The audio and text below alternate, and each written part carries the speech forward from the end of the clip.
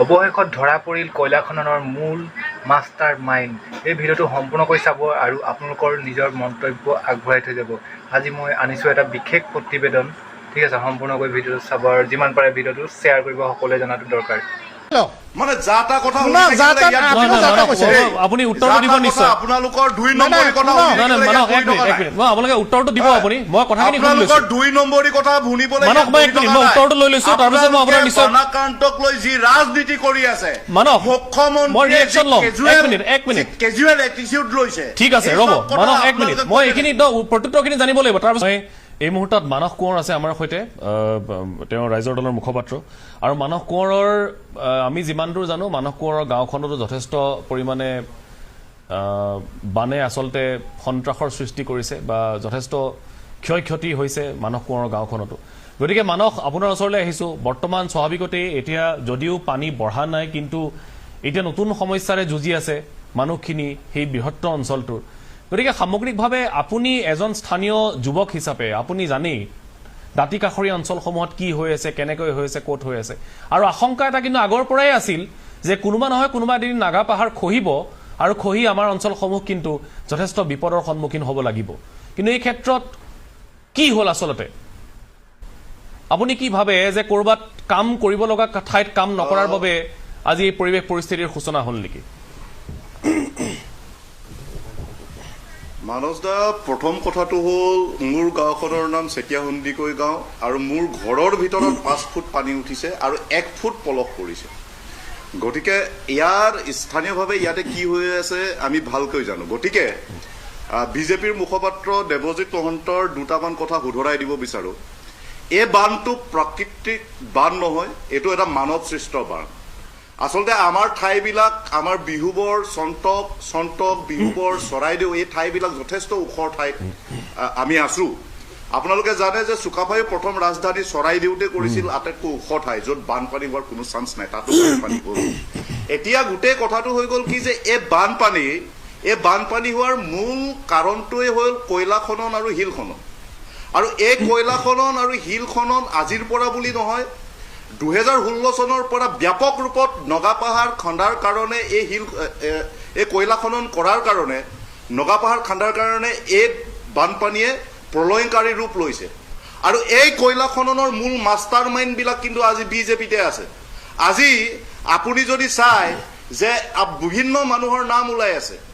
আজি আমাৰ চন্তক বিহুবৰ হৈ মন জিলালৈ যাওঁতে ডালিমী পৰ্বতটো, ডালিমীৰ যিটো মৈদাম, এইটো পাৰ হৈ যিটো বৰজান অঞ্চল পায়, বৰজান অঞ্চলৰ পৰা আপোনাৰ নিমখ পানী হৈ, টকোবাৰী হৈ, লেণ্ডশ্লিপ হৈ একদম আপোনাৰ লাল পাথৰলৈকে এই অঞ্চলটো লগতে দিখৌৰ সিপাৰে যিটো লংলিং ডিষ্ট্ৰিক্ট আছে, লংলিং ডিষ্ট্ৰিক্ট, এইটো আপোনাৰ যিখিনি লাচুং, চাপানালাকে আদি কৰি নামচাঙকে, বুঢ়া নামচাঙকে আদি কৰি যিখিনি ঠাই আছে, এই ঠাইখিনিত ব্যাপক ৰূপত কয়লা খনন হৈ আছে।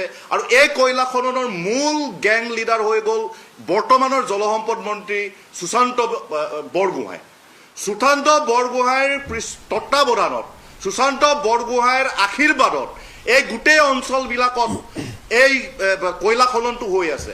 এতিয়া যদি আজি আপোনালোকে বাতৰি কৰি আছে, আপোনালোকে আমাত কন্যাকৰ কথা কৈছে, মাতল কন্যাকৰ কথা কৈছে, পৱন দাগাৰ কথা কৈছে, আপোনালোকে আবু হুছেইনৰ কথা কৈছে, যে এই মানুহবিলাকে ইয়াতে আছে, নিৰ্মলজনৰ কথা কৈছে, এই মানুহবিলাক ইয়াতে আছে। কিন্তু এই যে গোটেই আমাত কন্যাককে আদি কৰি, পৱন দাগাকে আদি কৰি, বাবু হুছেইনকে আদি কৰি এই মানুহবিলাকৰ মূল গেং লিডাৰ হৈ গ'ল সুশান্ত বৰগোহাঁই। তেওঁৰ অধীনত তাত কয়লা চিণ্ডিকেট চলে, তেওঁৰ অধীনত তাতে মেচিন চলে। আজি মন ডিষ্ট্ৰিক্টৰ বৰজান, নিমখ পানী, টকৌবাৰী, লালপাথৰ, লেণ্ডশ্লিপ, লংলিং জিলাৰ নামচাং, বুঢ়া নামচাং, আপোনাৰ লাচুংকে আদি কৰি, চাপাকে আদি কৰি সেই অঞ্চলবিলাকত 500 ফকলেণ্ড সোমাই আছে। এতিয়া পলাবলৈ আৰম্ভ কৰিছে। 500 ফকলেণ্ড আৰু এক্সকেভেটৰ সোমাই আছে। যদি মই আপোনালোকক ওচৰত থাকিলো হয়, তেতিয়াহ'লে আপোনালোকে যদি অলপমান গুগল আৰ্থটো ট্ৰাই কৰে আৰু তাতে যদি আপুনি কংগন বস্তি টাইপ কৰে, তেতিয়াহ'লে আপুনি গোটেই দিখৌৰ অৱবাহিকাটো, দিখৌৰ পাৰ্টটো কিদৰে খনন কৰা হৈছে, কিদৰে ব্যাপক বনধ্বংস কৰা হৈছে এই গ্ৰুপটোৰ দ্বাৰা, সেইটো কথা আপোনালোকে গম পাব। এতিয়া এই বন ধ্বংসৰ কাৰণেই এইবাৰ এই চৰাইদেউ বা নাজিৰা বা শিৱসাগৰত এই ধ্বংসলীলা হ'ল নেকি? একমাত্ৰ কয়লা খনন আৰু শিল খনন, একমাত্ৰ কয়লা খনন আৰু শিল খনন।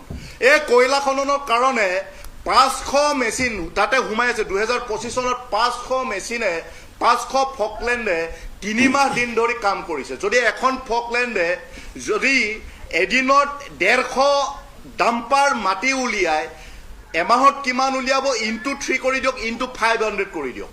গোটেই দিশৰ যিটো ৰিভাৰ বেড, এই ৰিভাৰ বেডটো একদম তেওঁলোকে বাম কৰি পেলালে আৰু যিটো ৰেড হোল মাইনিং কৰি, অপেন কাষ্ট মাইনিং কৰি গোটেই পাহাৰটো থুনুকা কৰিলে। 18, 19, 17 তাৰিখে যিটো বৰষুণ দিলে, সেই বৰষুণৰ যিটো ভৰ পাহাৰবিলাকে সহ্য কৰিব নোৱাৰিলে আৰু পাহাৰটো গিৰি গৈ দিখৰ বুকুত পৰিলে আৰু দিখৰ বুকুৰ পানীৰ লগত মিহলি হৈ গোটেই আমাৰ অঞ্চলবিলাক বিহুবৰ দেপালীখুটিকে আৰম্ভ কৰি আমাৰ চেতিয়া সন্দিকৈ গাঁও, আমাৰ গড়মূৰ, চুমনি গাঁও 100 জনতকৈ মানুহ মাৰিলে, 10,000তকৈ জীৱ জন্তু মাৰিলে আৰু আমাৰ গোটেই ঘৰবিলাক ধ্বংস কৰি পেলালে। গতিকে এইটো কেৱল আৰু কেৱল কয়লা খননৰ কাৰণে মানস, এইটোতো আজি বা কালিৰ বা পৰহিৰ কথা নহয়। এইটো বছৰ বছৰ ধৰি চলি আছিলে আৰু এই কাৰ্যবোৰ বন্ধ নোহোৱাৰ কাৰণে আগতে কওক মানে মই আপোনাক পূৰ্বতে কৈছো, এতিয়া যিটো ৰূপত সিন্ডিকেটটো চলে, একদম চৰকাৰৰ তত্বাৱধানত সিন্ডিকেট চলে।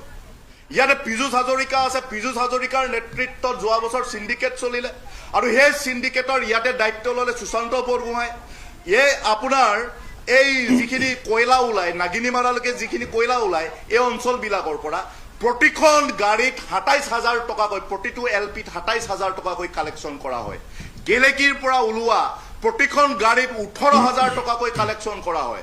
আৰু কেৱল সেইটো নহয়, লোৱাৰ টিৰু আৰু আপাৰ টিৰু এই তাতে যিটো খনন হৈছে, যিটো চৰাইদেউত বানপানী কৰিলে, চফ্ৰাই নদীবাহী আৰু টাউকাক নদীবাৰী, এই আপাৰ টিৰু আৰু লোৱাৰ টিৰু খননৰ মূল গেং লিডাৰ হৈ গ'ল আপোনাৰ ধৰ্মেশ্বৰ কোঁৱৰ, সোণাৰীৰ বিধায়ক ধৰ্মেশ্বৰ কোঁৱৰ।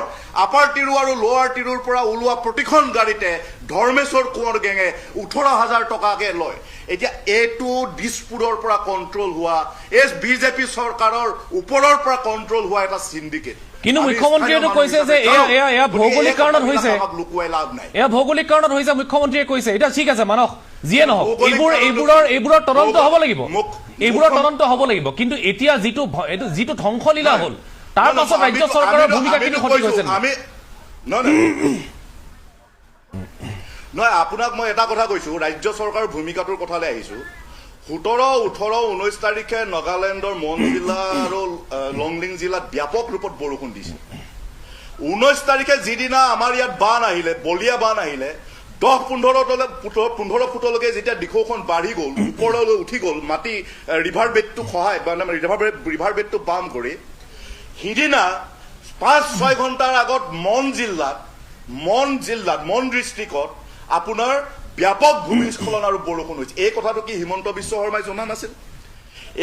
এই কথাটো কি অসম চৰকাৰে জনা নাছিল? কিয় 5-6 ঘণ্টাৰ আগত হিমন্ত বিশ্ব শৰ্মাই, অসম চৰকাৰে, বিজেপি চৰকাৰখনে মানুহখিনিক সতৰ্ক কৰি নিদিলে? অন্ততঃ কেইপদমান প্ৰয়োজনীয় বস্তু বচাব পাৰিলে হয়। এনে সাধাৰণ বতাহ অকমান মাৰিলে ফোনটো ডাঙৰ এটা বিকট শব্দ কৰি আপোনাৰ বাজি উঠে। ইমান ডাঙৰ ঘটনা এটা মন ডিষ্ট্ৰিক্টত হৈছে, ইমান ডাঙৰ ঘটনা এটা লংলিং ডিষ্ট্ৰিক্টত হৈছে, কিয় হিমন্ত বিশ্ব সেই কথাটো মই দেৱজিৎ মহন্তৰ ওচৰলৈ লৈ যাব লাগিব। কাৰণ কিয় ইয়াৰ আগতে আমাৰ বাতৰি হৈছে যে ৰাজ্য চৰকাৰৰ এটা আগজাননী ব্যৱস্থা আছে, মিছন মৌচম। এতিয়া মিছন মৌচমৰ কাৰ্যক্ষমতাক লৈ কিন্তু ব্যৱস্থা নকৰিলে 1 নম্বৰ কথা। আৰু শুনক দেৱজিৎ মহন্তই বহুত ক'লে, মোক কৈ ল'বলৈ দিয়ক। মই তাৰ পৰা প্ৰত্যুত্তৰটো ল'ব লাগিব মানস। মই আহি আছো আপোনাৰ ওচৰলৈ, 1 মিনিট, মই আহি আছো লৈ ল'ব। মই একেলগে শেষ কৰি লওঁ।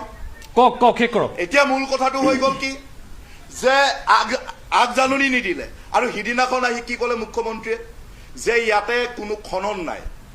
কি ধৰণৰ শিল খনন বিহুবৰত হৈ আছে। একটা পাহাৰ মানে দিখৌৰ ৰিভাৰৰ যিটো পাৰটো খান্দি দিলে শিল মাফিয়াই, আৰু সেয়াও সুশান্ত বৰগোহাঁইৰ তত্বাৱধানত আশীৰ্বাদত হৈছে। সেইবিলাক মানুহে গোটেই আমাৰ দিশৰ পাৰটো খান্দি পেলালে। আজি মাজগাঁৱত 100 ফুট দ 100 ফুট দ লেক কৰিলে। এইবিলাক কোনে কৰিলে? আৰু তাতে আহি নেপালী খুঁটিত গৈ হিমন্ত বিশ্ব শৰ্মাই ক'লে যে ইয়াতে কোনো খননেই হোৱা নাই বোলে। এইবিলাক হিমন্ত বিশ্ব শৰ্মাই কয়লা খনন বন্ধ কৰক। আপোনালোকে দিশৰ ওপৰত শিল খনন বন্ধ কৰি নকলে। আপুনি বিধানসভাৰ ৰেকৰ্ড উলিয়াই চাই লওক। আপুনি কোনো হোমৱৰ্ক নকৰাকে ইয়াতে কথা নকব। আপুনি ৰেকৰ্ড উলিয়াই চাই লওক, অখিল গগৈৰ প্ৰতিটো বাইট চাই লওক। আপুনি এনেকুৱা ফাল্টু কথা কৈ নাথাকিব। আপোনাৰ কথা শুনিবলৈ বহি থকা নাই। ঠিক আছে, 1 মিনিট। আপোনালোকে কয়লা খনন বন্ধ কৰক, আপোনালোকে শিল খনন বন্ধ কৰক। উত্তৰ লৈ লৈছো ৰ'ব 1 মিনিট। 2016-17 চনৰ পৰা দিশৰ পাৰ খন্দা আৰম্ভ হ'ল। ঔগুৰিজান বাগানটো এখন চাহ বাগিচাটো ৰাতিৰ আন্ধাৰৰ সুযোগ লৈ খান্দিবলৈ আৰম্ভ কৰিলে, যিটো নেপালী খুঁটিৰ ওচৰত আছিল। আজি যে নেপালী খুঁটিত আটাইতকৈ ডেভাষ্টেটিং, আটাইতকৈ বিধ্বংসী যিটো কাৰবাৰ নেপালী খুঁটিত হ'ল, কেৱল ঔগুৰিজান বাগানটো খন্দাৰ কাৰণে হ'ল। আৰু যদি দেৱজিৎ মহন্তই নাজানে, তেতিয়াহ'লে যেতিয়া 2021-22 চনৰ পৰা আমি দিখৌ বচাও আন্দোলন বুলি এটা আন্দোলন আৰম্ভ কৰিছিলোঁ, আৰু সেই আন্দোলনটোৰ ইতিহাস আপোনালোকে চাই ল'ব। আৰু সেই আন্দোলনটোৰ জীৱন্ত সাক্ষী এতিয়াও কমল চাপৰিৰ মানুহবিলাক, দিশৰ সিপাৰে থাকে কমল চাপৰিৰ মানুহবিলাক। যদি কেতিয়াবা গ্ৰাউণ্ডত কাম কৰিছে, শুনক, আমি মানস কোঁৱৰে নিজে দিখৌ বচাও আন্দোলনৰ নেতৃত্ব লৈছিলোঁ। আমি মানস কোঁৱৰে নিজেই দিখৌ বচাও আন্দোলনৰ নেতৃত্ব লৈছিলোঁ। আৰু আপুনি যদি তাক বিশ্বাস নকৰে, কমল চাপৰি আৰু বিহুবৰ আপুনি নিজে কওক, পিয়ালা দেৱব্ৰত শইকীয়া কোন চনত ঠিক আছে, মই কথাখিনি শুনি লৈছো। 1 মিনিট। তেখেতেও মোক ক'ব দিয়া নাছিল নহয়। মহন্ত ৰ'ব 1 মিনিট। এইবিলাক কুইজ দেৱব্ৰত শইকীয়া সুধি থাকিব। তেনেকুৱা নহয়। কিয় আপুনি দেৱব্ৰত এইবিলাক কুইজ দেৱব্ৰত শইকীয়া সুধি থাকিব। আৰু আপোনাৰ মোৰ অন্য মই একেবাৰে আপোনাৰ মই ষ্টুডেণ্ট নহয়। 1 মিনিট সময় শেষ কৰিব লাগিব। নহয়, এইখন চৰকাৰৰ এই বানপানীটোক লৈ বা আক্ৰান্তসকলক লৈ গোটেই এপ্ৰ'চটো ইমান কেজুৱেল।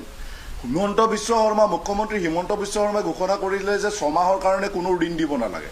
কিন্তু কালিৰ পৰা গোটেই মানুহবিলাকক বেংক আৰু মাইক্ৰ' ফাইনেন্স কোম্পানীসমূহে লোনৰ কিস্তি বিচাৰি অত্যাচাৰ আৰম্ভ কৰিলে। তেওঁলোকে কৈছে যে তেওঁলোকে কাৰেণ্টৰ বিলটো মাফ কৰিব। জুলাই মাহৰ 14 দিন কাৰেণ্টেই নাছিলে, এইটো মাফ কৰিব লগা কথা নাই। যদি কৰে এবছৰ মাফ কৰি দিয়ক। 3 নম্বৰ কথাটো এইটো যে এই 15,000 10,000 টকা যিবিলাক কাৰবাৰ হৈ আছে, এইবিলাক বাদ দিয়ক। যদি পাৰে আপোনালোকে প্ৰতিটো পৰিয়ালক 10 লাখ টকাকৈ দিয়ক।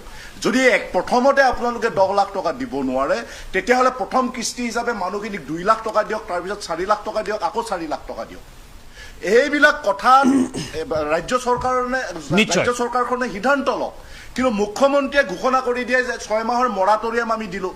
কিন্তু কালিৰ পৰা আকৌ মানুহবিলাকক ঋণৰ কিস্তি বিচাৰি, ঋণৰ ইনষ্টলমেণ্ট বিচাৰি বেংকে আৰু মাইক্ৰ' ফাইনেন্স কোম্পানীসমূহে অত্যাচাৰ আৰম্ভ কৰিছে।